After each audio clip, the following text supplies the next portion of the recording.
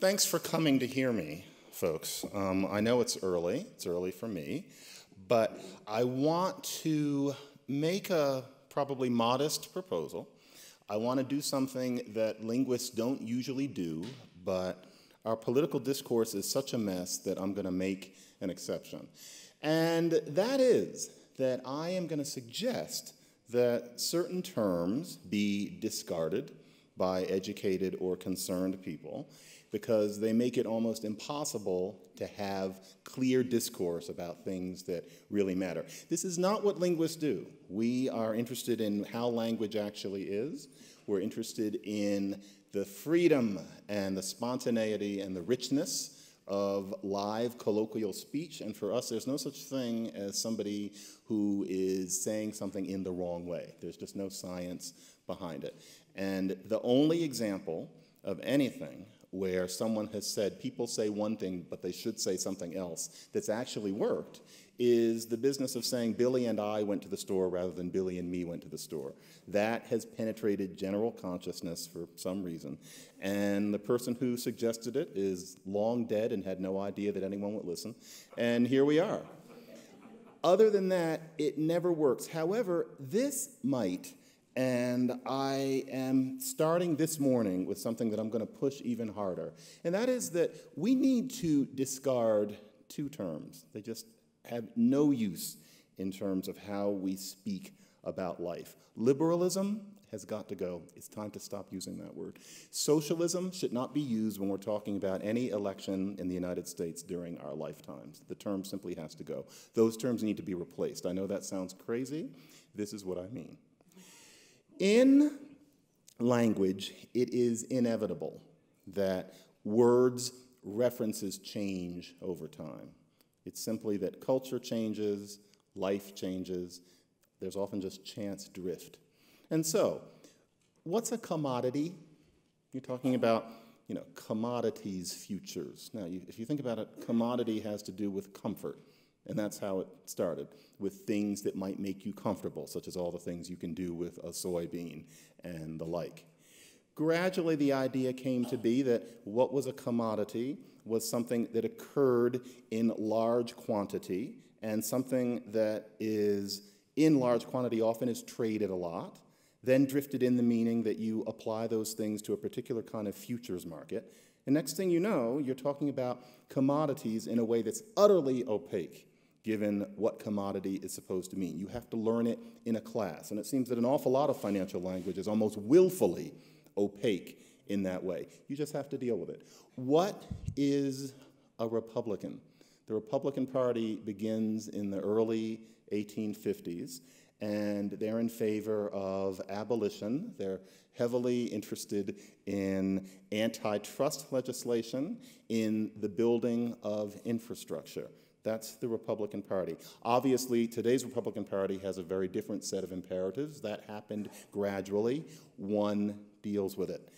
Well, liberalism is one of those things where you think you know what liberal means, what liberalism should be. And then, for example, you take a class in political science or in philosophy, and you find that it's actually a highly elusive term, and you wonder whether you ever quite knew what it meant. You find out that it has a hydra-headed kind of existence.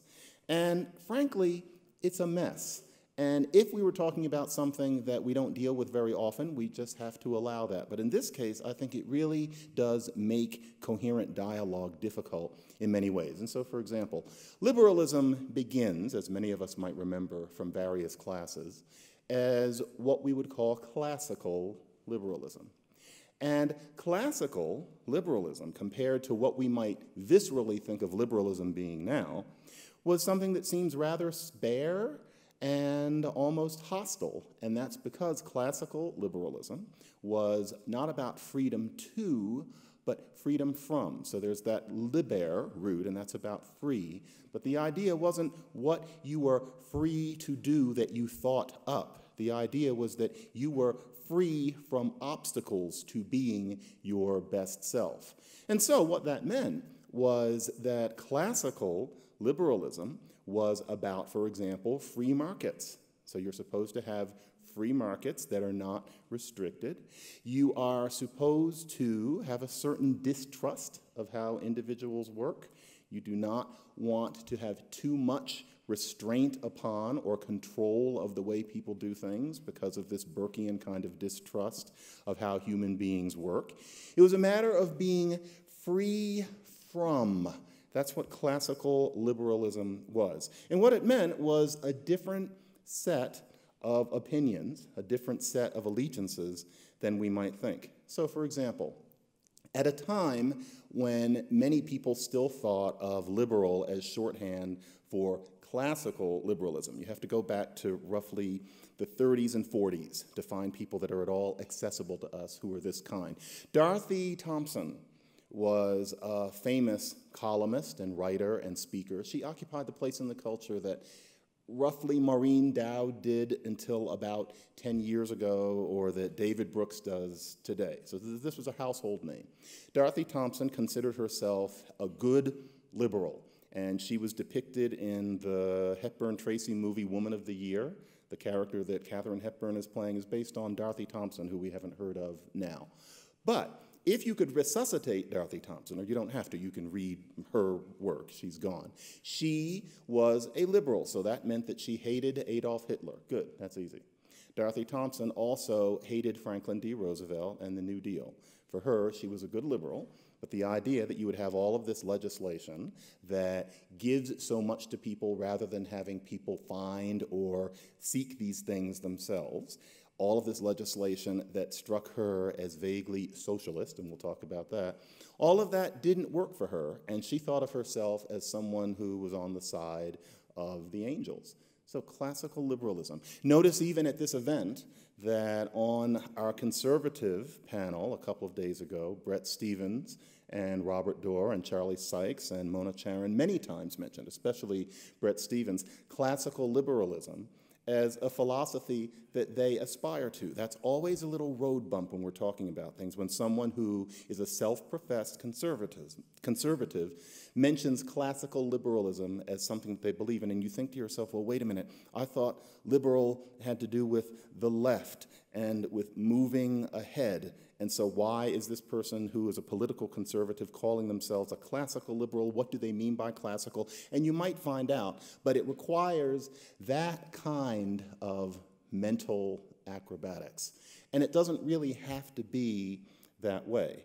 What the acrobatics come from is the simple fact that liberalism has vastly changed its meaning in a way that has to do with rather forced readings of that root liber, free, that makes it hard to conceive of how people can come together or even what people are often talking about. And so, for example, liberalism to us today is social liberalism, which was thought of as an add-on to classical liberalism. So the idea became, this started with the populist movements that arose at the end of the 19th century, but really took off and became part of our drinking water in the Great Depression as part of New Deal legislation. The idea that you would reform liberalism by having what was called social liberalism. Now, social liberalism's idea was that not only would people be free from restraint in terms of the pursuit of happiness, but that they would also be free from the shackles that you could imagine there being if you don't have access to health care, if you don't have access to good education. Today we would say if you don't have access to a fine climate, to a healthful environment. That's a coherent argument. We've heard it recently from Bernie Sanders. Is it really freedom if you don't have access to health care, if you don't have access to good education? Okay, fine, but it's a rather forced way of putting it. It is now such that Bernie Sanders has to put it that way, and we talk about it, and it was rather forced then too. The idea was that not only do you want people to be free from certain basic hindrances to the pursuit of happiness, but you wish to give people certain things. You wish there to be certain things in place that are not compatible with the classical liberal idea of letting people fend for themselves, with the idea that that's how society comes out best. That is a perfectly coherent conclusion that one might have. Social liberalism is something quite different from that. But this is how language often works. Social liberalism is a term that, say, Dorothy Thompson would have readily recognized. She knew there was classical liberalism that she would have learned about as a schoolgirl at the turn of the century, and now there is this new hegemony, a social liberalism. But very quickly, liberalism came to be seen as the term to use as short for social liberalism. An example would be, and on the fly, I can't think of another one, so I'm just going to say, if we say intercourse, it's assumed, unless we mention otherwise, that you're referring to sexual intercourse. You might be talking about traffic patterns or general conversation, but we assume that if you say intercourse, you mean sexual intercourse. If you say liberalism today, so long after the 30s, what you mean is what somebody from the 30s would have thought of as social liberalism in contrast to classical liberalism. So this is a very interesting way of using the term. And what it means is that, for example, an Ann Coulter can talk about not liking liberals, can title a book, How to Talk to a Liberal If You Have to, and that book title would have made no sense to Dorothy Thompson. That book title would have made no sense to John Locke. That would have been a very difficult book title to parse to somebody in the middle of the 19th century. What she means, and it's perfectly innocent because this is the way we use the term, is a social liberal as opposed to a classical liberal, which she is. But the terminology has gotten really, really messy. And so, pause. The result is that liberalism is understood now not to mean freedom from a certain, frankly, rather abstract set of possible hindrances to what an individual might want to do, and a cherishing of the individual as opposed to a more fascist conception of humanity. Instead, liberalism is often thought of as freedom to, and a general, you might even think of it as libertine way of looking at things. A liberal is somebody who wants to let it all hang out. You are free to have legislation that does this, that, or the other thing. You are free to break what used to be considered the bonds of social coherence, the norms of social decency. That, in our heads, is what we think liberal probably means. Freedom to do certain things as opposed to the conservative who's pulling back on the reins. And that's often not what people mean. It is a pejorative way of thinking of something that classical liberals thought of as a public good. And more to the point, it creates even worse ambiguity when you think about terms like neoliberal. What does that word mean? Think about it. You read by it, neoliberal, and you think you know what it means, that it has something to do with somebody who is socially kind of libertine and has new ideas. And then when you see that neoliberal criticized, you can tell that's not what they mean. And frankly, you often just move on unless you're a specialist in political science. It's a really difficult term, neoliberal. And the reason is because the neo-ness of that kind of liberality was created at the beginning of the 20th century by very smart people who were thinking of a revision of classical liberalism. So as far as they were concerned, classical liberalism was a good thing, but its emphasis on free trade and its comfort with capitalism was a problem. So the idea was to fetter somewhat the role of capitalism in society while allowing it to thrive. Now, what this meant was that somebody who considered themselves a neoliberal in, say, 1920 or 1930 thought of themselves as what we today would think of as being on the side of the angels. So Walter Lippmann is another person. Walter Lippmann then Paul Krugman, David Brooks now. Walter Lippmann was a proud neoliberal. He helped spread the usage of the term. And his idea was that he was fighting against the excesses of capitalism, that he was on the side of the angels, that he was fighting evil, and by evil he meant what probably most of us in this room would think of as evil. But nowadays, we hear of neoliberal used in a very different way, and I'm going mostly noteless because I prefer to, but it's early, and my memory is not going to hold this quote. So this is George Shalaba, and he's criticizing neoliberals about 11 years ago, and he says, a neoliberal is someone who is interested in the extension of market dominance to all spheres of social life, fostered and enforced by the state, investor rights agreements masquerading as free trade and constraining the rights of governments to protect their own workers, environments, and currencies. So that's what this person says. That's a common assessment of what a neoliberal is, as basically an apologist for a heedless and heartless capitalist establishment. That's not what Walter Lippmann meant, and it's very difficult to see from this point in time why anybody would ever have called that kind of position, or a position that lends itself to that kind of slurring, as liberal at all. Yankee Doodle came to town riding on a pony, stuck a feather in his hat and called it macaroni. You just let it go by. It wasn't pasta. It was that a macaroni was a fop. So you stick a feather in your hat and you call it macaroni. We just kind of let it go by. You have to be told that. In the same way, why is a neoliberal in the pages of many of our organs today the devil? It doesn't make sense that the person being called all those names is a liberal unless you think about how vastly the term has drifted from what it once was. So if Hillary Clinton is asked if she's a liberal, she steps aside and says, I consider myself a good progressive. What a strange state of affairs that she has to step aside from what some people call the L word. How did it get that way? It's partly that the word has drifted into such a confusing series, just a farrago of usages, that you have to question whether it's useful anymore. Another example of this is socialism. So, socialism, what is that? Our candidates are talking about it, our candidates are running away from it. It begins with Latin, and socius meant roughly companion. Socialism was a warm word. It was a muffin word. It was one of those words that makes you feel good. And so you have social, and that meant fellowship. That meant people, liking each other.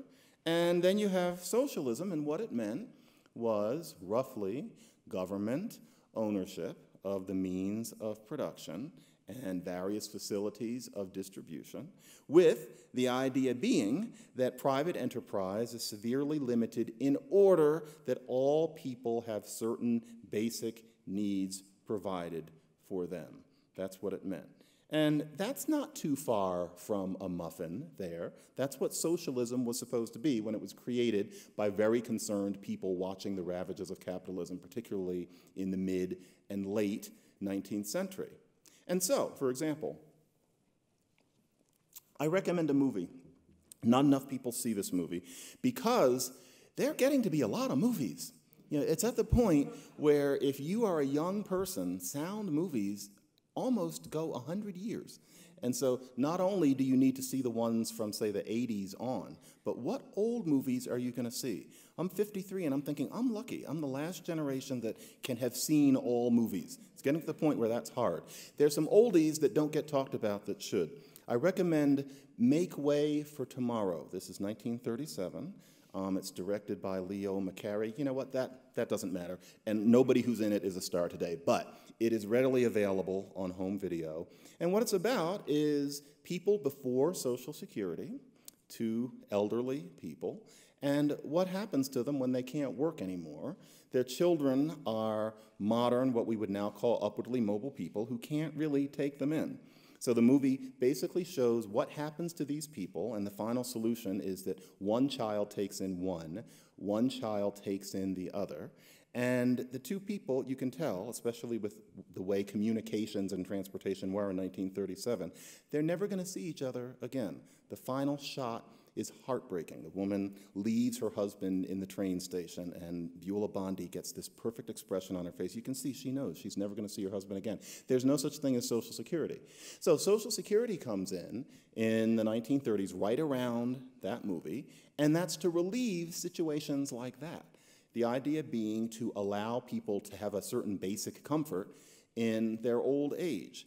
Already there were people on the sidelines saying that this was something called socialism, which took away people's agency, the idea being that those people should have saved better, that society would work better if people like that weren't given what you call handouts. Nevertheless, that way of thinking of what we call socialism was resisted enough to create the New Deal legislation and the orthodoxy that all of us now assume that liberalism, i.e. social liberalism, is a default state. Nevertheless, the word socialism has continued to pollute. And so people have associations with it that are negative, and that's not going to change, to the extent that there are people who have always supposed that what used to be called classical liberalism, and is now called other things, is the way a society should work. Socialism has not been treated as a muffin word, and rather it's associated with the former Soviet Union, for one thing.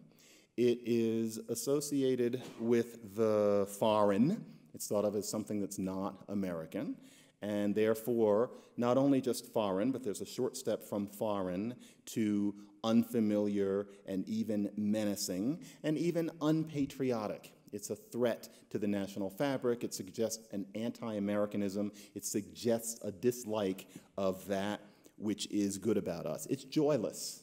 Socialism is thought of as joyless. Think of socialism and think of somebody clapping their hands. Notice it doesn't work. All of us have been polluted by this idea that socialism is gloomy. Wherever there's socialism, it's always a cloudy day. We shouldn't think of it that way, probably, but that doesn't mean that we don't, and it doesn't mean that we can necessarily change it. And so that's what's happened to the word socialism, and it's natural. There is a tendency for terms to become more pejorative over time. There's a linguist truism that words' meanings are always changing, and sometimes it's in an ameliorative direction, and so sometimes it's in a direction where something becomes more positive, and sometimes it's in a pejorative direction where things become negative. Always, I think any linguist has known that if you really think about it in a kind of an approximative kind of way, it seems like pejorative is more common, but that used to just be kind of a thumbnail sketch vision of things. It's been proven. There have been some studies done of corpora of linguistic material in several languages. And it's clear, terms tend to become more pejorative over time. That is the general tendency. Notorious used to just mean famous. It just meant that you were in the public eye. It didn't mean that people thought you were a jerk. Obnoxious used to mean vulnerable, standing out to possible harm. That was only 125 years ago. It gradually came to mean somebody who was annoying. Charles II looked at St. Paul's Cathedral and said, my, it's so artificial.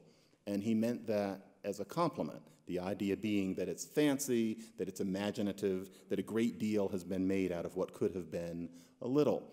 Artificial now would be a slur. Pompous used to be praise. And gradually it came to mean, whichever pompous person you may be familiar with. That sort of thing is natural. It's happened to the word socialism. And one can scarcely think that you can reverse these basic conceptions that settle in among all of us. And so we have someone like the current president who said in his first State of the Union, "We are born free and we will stay free." Now, he doesn't know what the free means, freedom from. And so the idea is that you're free from restraints upon the pursuit of happiness. He doesn't know. He's just thinking free means that you're not being hemmed in by this socialist nightmare. So we're born free and we will stay free tonight. And it was on that night, apparently. Tonight, we renew our resolve that America will never be a socialist country. That's what he says, and everybody clapped, the idea being that socialism is some kind of disease. We're just kind of stuck with that notion. Way back, George Bernard Shaw, most people seem to think he was pretty bright, and insightful, and by way back I mean 1900, he said even then, I find that socialism is often misunderstood by its least intelligent supporters and opponents to mean simply unrestrained indulgence of our natural propensity to heave bricks at respectable persons. He was saying that 119 years ago. Has it changed? No, I don't think so. And so, socialism is this highly polluted term, and we're just stuck with its associations. I think we need to talk about things in a new way. I think that we could have more time to talk about real things if we didn't have these ancient and frankly effed up terms gumming up the works and allowing unscrupulous people to make accusations that don't actually make any sense, but which have to be discussed, leaving less time to talk about the crisis that our nation is in. And so, I truly believe that liberalism and socialism as words need to go. Liberal is broken.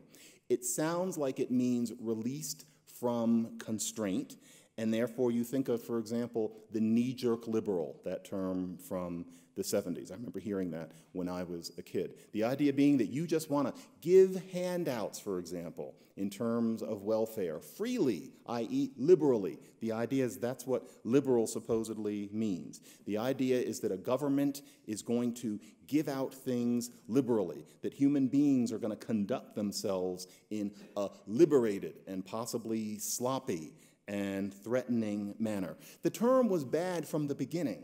Liberal should have been a term that meant something like protective. That was the idea. You are free from things. We can't change what people like Hobbes did, but it was bad then, it's worse now. Liberal is a term that is so screwed up that it's not useful. And socialism is broken in the same way. Now, one technique is to make clearer what you mean by socialism. And so fans of Bernie Sanders or fans of Alexandria Ocasio-Cortez will often specify what we mean is democratic socialism. That does not work. The socialism term is already so gunked up with negative associations that to call it democratic socialism, I don't want to use a vulgar term, so I'm just going to say that it's the opposite of gilding the lily. It's a complete failure. To say democratic socialism is the direct equivalent of how effective it was to talk about compassionate conservatism. Remember that?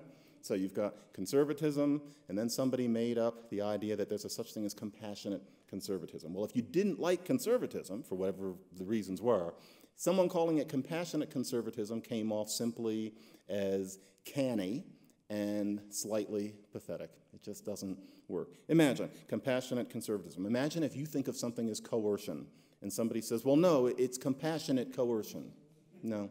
And so, if somebody doesn't like socialism, to specify that it's democratic socialism, and to expect more than a very few people to go onto Wikipedia and look at the way Denmark and Sweden are run, and the history of that particular term, is unrealistic. Douglas Massey is a sociologist who wrote an interesting book called The Return of the L Word, where he talked about fighting for the term liberal in the vein of what I'm talking about. Noble idea. It hasn't worked, and I don't think that it's going to work. And so, for example, if there's going to be a second Bill of Rights, and frankly, I personally hope that there will be one, it should not be called a liberal activity. It should not be called a liberal idea, and it certainly should not be called a socialist idea. And calling it a democratic socialist idea is basically just throwing sand in people's faces. It should be called a progressive idea. We need to get rid of talking about liberalism and socialism when we talk about what's going on here in the United States. Progressive should replace those terms completely. Now, already libertarians had the right idea in choosing a new term for themselves when these sands started shifting. Libertarianism is a kind of this classical liberalism that I first started talking about. And it got to the point that when social liberalism was assumed to be the default kind of liberalism, Libertarians decided to stop calling themselves liberals because it didn't make sense anymore, and it detracted from them explaining how they wanted to do things. That's been effective as libertarianism goes. And so Murray Rothbard, pioneer modern libertarian scholar and thinker and activist in the 1960s, said, "The leftists have now corrupted that once proud term, liberal, to identify themselves in their program of more government ownership of property and more controls over persons, Lord forbid. As a result, those of us who believe in freedom must explain that when we call ourselves liberals, we mean liberals in the uncorrupted classical sense. At best, this is awkward and subject to misunderstanding. Here's a suggestion. Let those of us who love liberty trademark and reserve for our own use the good and honorable word libertarian." Leftists are now at a point where a new term is needed. Progressive is better. It's just better. For one thing, it's etymologically more transparent. If you're thinking about moving ahead rather than going back to what somebody might think of as a better way of things having been, call it progressive. Don't call it liberal when it sounds to our modern ears that liberal means freeing the horses out of the barn to do questionable things. Talk about it as progress. It's progressive. Rhetorically, progressive is better. If somebody says, "Why are you a liberal?" Frankly, the term is so ambiguous that it's hard to say anything coherent at all. If somebody says, "Why are you a socialist?" think of all the cobwebs that you've got to pull away. And frankly, socialist sounds glum, and there's nothing you can do to fix that. Why are you a progressive? It's easy to say, why are you against progress? And a person might be against progress, but frankly, you've put them in a bit of a corner. It's harder to say that you're against progress than that you are against socialism, which sounds so glum. And it's also subject to so many different interpretations. Conservatively needs less work. That term is not worn out. It refers in our minds to exactly what most conservatives, not our president, but what most conservatives think. So conservatives and libertarians, you can let them fight. They're doing okay. But terms on the left need changing. Socialism should be used for Denmark. It should be used for places where there really is a major kind of taxation with the goal of creating a certain kind of life for all people, where there is a certain degree of government ownership of means of production and other collective entities, if not to the point of actual classical socialism. But socialism should be used for those countries, and therefore not here.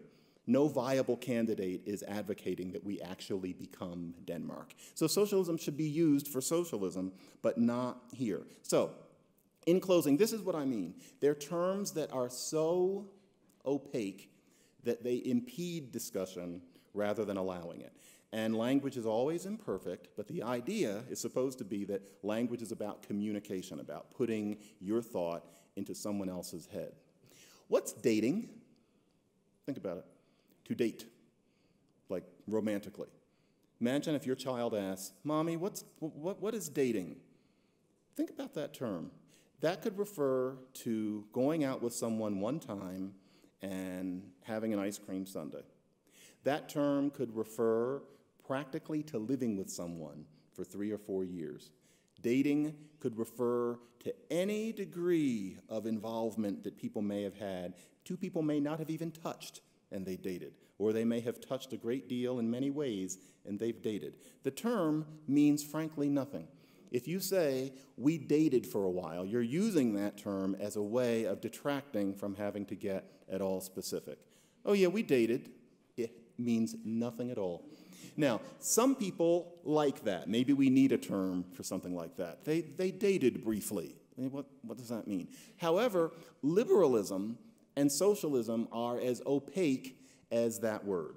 And so, what is a liberal? And whatever you think it is, why is the term one that today is sometimes applied in the form neoliberal to a cigar-chomping plutocrat out of a movie like Make Way for Tomorrow? And what does liberal mean? Notice that if many of you would hesitate before explaining what liberal is, it's time for that term to go. when we're talking about politics, especially today, I'm sure anybody at any time thinks of their time as urgent as we do now, but we're stuck with the now. Especially today, with politics as urgent as it is, we can't use terms where we would have a hard time even explaining their meanings, or we only really learn their meanings taking classes which after a while we don't remember. It won't do. We should say progressive.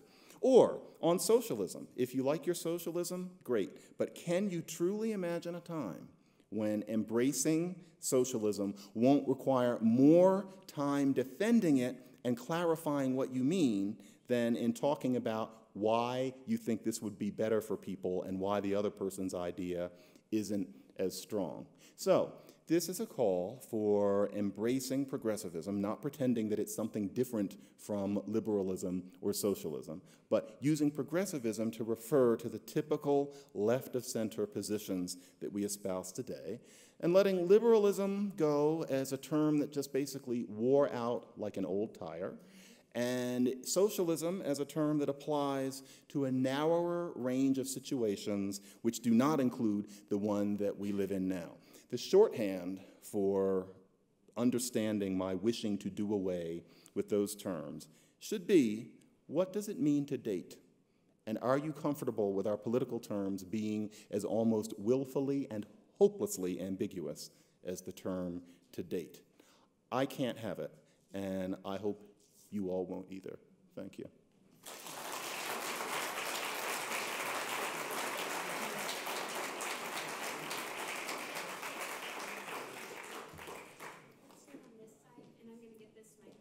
Yeah, I don't know what to do with that. So.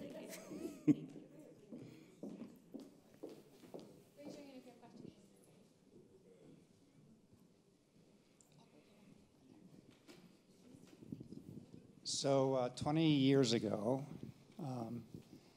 at the end of the Clinton era, progressives were identified as the very far left, right? And I believe for many people of a certain age, that term carries that baggage. So what would you do about that? My sense is that it's changed over about the past 10 years for a very interesting complex of reasons, such that progressive no longer sounds like, you know, the bomb-throwing radical that it did, say, about 20, 25 years ago. There are people planting tomatoes in Brooklyn Heights who will now say that they're progressives, and they're not waiting for life to be terribly different from what it is now. And I think that therefore, it's when I started calling myself a progressive, despite how much that would surprise some people. And so progressive, I think, is useful because it's etymologically so transparent. It's about moving forward, and we still think of progress as meaning that, as opposed to liberal, where the free part is too ambiguous at this point. And leftist also has a certain stain of disruption and impoliteness about it. It shouldn't, but it does. And so it seems to me that we need something that is a little softer around the edges than that. But yeah, I wouldn't have said this 20 years ago. A progressive was a crazy person, if you know what I mean. Now I think that's changed enough that it would be useful as a replacement for terms that are worse than that was. Yeah, I take your point. John Benson, I'm a marketing professor at the University of Texas. I think about these things in terms of branding. Mm-hmm. So the socialist brand over time started to take on more negative associations, and so then the brand suffered as a result. Mm-hmm. And last night you argued that there was sort of an arc to profanity, mm-hmm, where words took on certain heat, then over time with repeated use that heat went down, and then they sort of fell into more common use and stopped being profane. Mm-hmm. Think about that same concept with regard to progressive. Is it possible that over 20 years, progressive takes on the same negative associations that today it's a fresh new brand? Could there be that same arc? Oh, there's no question. That will definitely happen. And so if progressive was used in that way, you would give it roughly 20 years. And it'd be interesting to see how suddenly progress ended up sounding gloomy and stupid, et cetera, et cetera. Then you need a new term. So as I said, I think in this room last year, we have to assume that the euphemism treadmill is going to keep going. But we need to embrace it. And so there comes a time when, in terms of branding, and that analogy is perfect, you think we need a new brand in order to move conversation forward. Or I'm not even thinking about moving it forward. I'm thinking about just conversation having a basic coherence. But yeah, they'll jump on progressive, and then we'll need something else. That's the problem with language. It doesn't work. My question is along the same line, and it is, when I hear socialist, I have a visceral reaction, much along the lines of what you've been talking about. And my question is not terribly far off from the previous questioner, but it seems that, let's just say folks that are further on the right have been much more successful at weaponizing our own language against us. Mm-hmm. And so if we could accept that that's true, how would you propose we inoculate and protect our language? Well, to tell you the truth, I think that a better strategy would be, instead of trying to protect it, to just allow that there are always going to be these shifting sands, to the point that we plan, that we know in advance that terms are going to wear out. Instead of thinking, wow, why is that word changing? How come we used to be able to say this and now people mean that? Why are we letting the meaning drift? It's always going to happen. It's happened on the right too. But to the extent that the right demonizes our terminology, to say that's not what we mean doesn't seem to work, especially given the machine that they seem to have built. And so I would just say, keep jumping and use different terms. And they'll wear out, but they can be more useful than the ones that we have. It pains me to watch a Bernie bro or a fan of AOC saying, no, it's democratic socialism. And if it's somebody from the other side, you can just watch the eyebrows knit. It's rhetorically hopeless. And I think to myself, no, you need to say progressive, because that would make this a much more constructive conversation. And that person should be prepared when they have gray hair to get used to some new term. America could become more mature in terms of how linguistics and language works in knowing that that sort of thing is nearly inevitable. Now, that is not what many people would say. Many people would say, fight for the term. Sorry, that doesn't work and life is short. And so I say, just keep on moving as long as it seems to make some sort of progress in how we talk about things. Progress.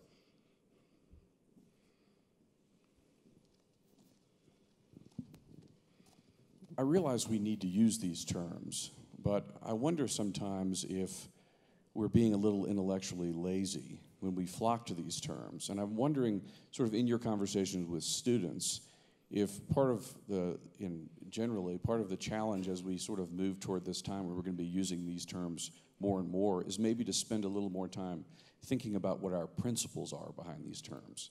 How much of the American populace really understands the principles behind these terms as opposed to the sort of the propensity toward a flock herd mentality to rush to these terms.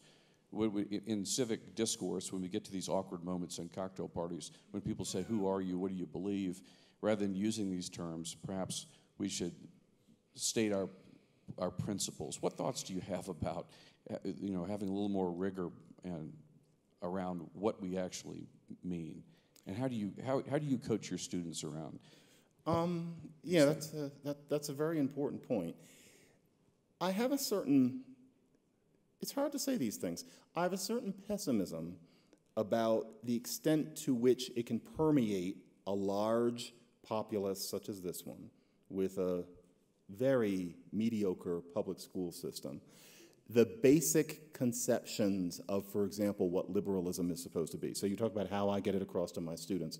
Whenever we get to Hobbes and Locke, the big theme for me, like on top of my notes, is the word liberal and talking about what they meant, freedom from, freedom to, being very careful how you process that word, and realizing how crucial the focus on the individual was, how crucial and meaningful to people then the idea was that you were free from someone being able to take your property, etc.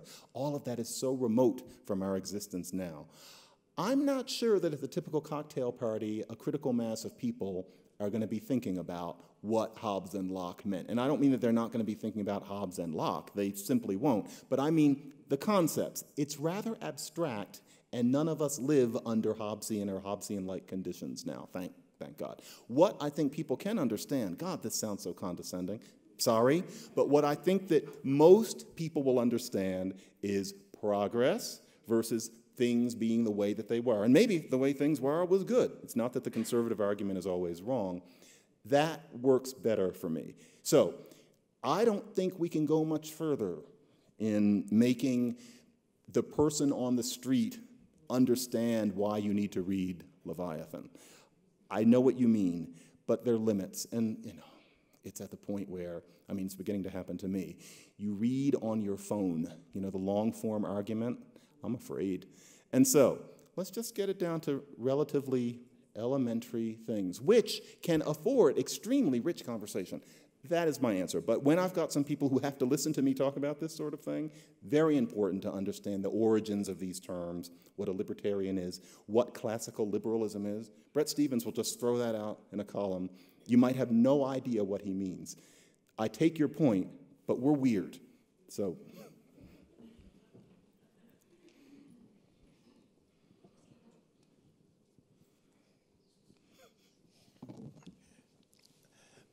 Ralph Wangert. These words are interesting, and you're a linguist, and you treat them as sort of abstract constructs. Locke and, by the way, Hume and, I'm sorry. Hobbes. You were talking about Hobbes and Locke, who really were not liberals. That was pre-liberal. You really have to go to John Stuart Mill if you really want to understand true liberalism. Go ahead. But anyway,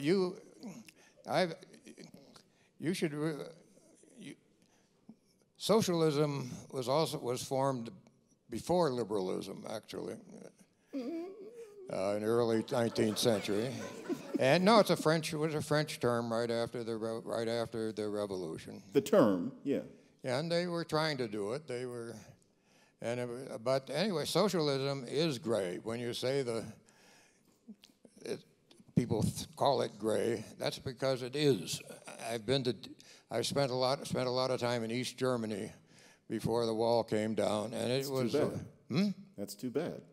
Well, keep going. Well, I had an American. I was just there for a few days, so I could go somewhere else.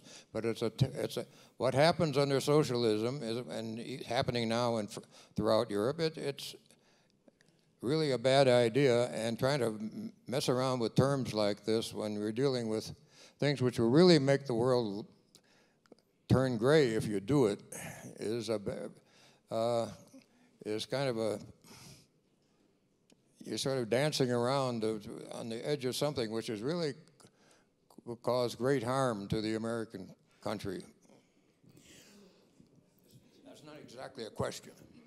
No, I'll just say that with socialism, it depends on what you're talking about. And so now I'm this Bernie bro. But if we're talking about Denmark, I don't think Denmark is so gray. The sun doesn't shine enough, but they seem to be relatively happy with the way they do things. It wouldn't be my style, but there you go. But that's not pure socialism. And if what you're really talking about is communism, I think it's an easier argument to make. I spent 3 days traipsing around in the former East Germany once for reasons I won't get into. And yeah, you could smell it. It was, all of a sudden there was no color once you stepped into East Germany. It was like the reverse of the Wizard of Oz. I get what you mean. But I wouldn't make that argument about socialism. I don't think we're going to have socialism here, but these are, we're familiar with something. I'm not sure that making it more socialist would necessarily be a gray thing. But to the extent that we're not going to do it, I think we shouldn't talk about it that way. Or if one does, it can be used for certain rhetorical purposes, not ones that I particularly favor. I think I take your point. It depends on what kind of socialism you mean. And to the extent that that seems like a vague answer, let's stop talking about socialism. So progressive. I don't know who to pick. Chris, I have no power.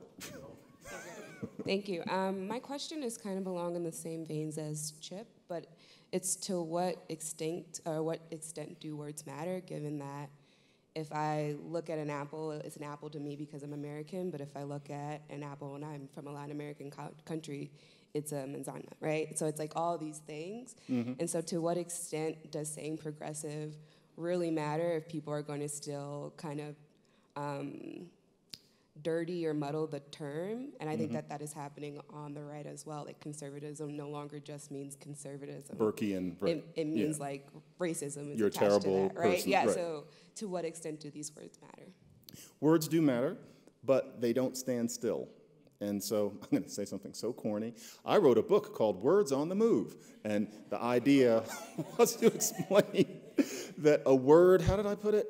It is early. A word is not a thing. A word is something going on. Like you think of it as something that's always moving. And so a word will work for 15 years. I think that's the best we can do. Now, apples are so uninteresting, no offense if anybody's a fan, that doesn't move along much, although the word apple in Old English actually referred to just round fruits. And so then it became narrower, talk about pejorative, it came to refer to that kind of overrated red thing. That's how things happen. But words do matter, but they're always moving around. And I want us to understand that we are always dealing with a moving thing. They are 4-year-old children. There's no such thing as a 4-year-old who just sits there. That's what words are like. That is my sincere answer to that. Are we out of time? Oh, thank you, folks. Thank you.